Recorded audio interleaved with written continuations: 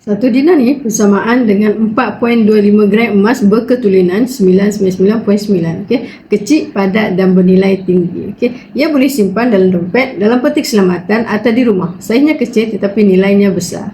Yang penting ia sangat mudah dijual semula. Bila ada keperluan mendesak, okey, sama ada kecemasan, peluang perniagaan atau perbelanjaan penting, okey, satu dinar ni boleh ditukarkan kepada tunai dalam masa yang singkat. Okey, Public Goods sedia membeli balik pada bila masa dengan harga semasa yang telus dan dipaparkan secara terbuka tanpa sebarang syarat. Perbezaan dengan simpanan dalam akaun bank atau unit amanah, okey, satu dinar adalah aset fizikal, okey, tidak terkesan dengan gangguan sistem, tidak disekat dan tidak boleh dibekukan. Okey, satu keping emas ini mungkin jadi penyelamat anda pada saat yang tidak dijangka. Bagi yang berminat memulakan simpanan emas bersama Public Gold, anda boleh rujuk link di bio saya atau PM saya untuk saya bimbing anda cara dan langkah-langkah simpanan emas sebaiknya. Selamat menabung.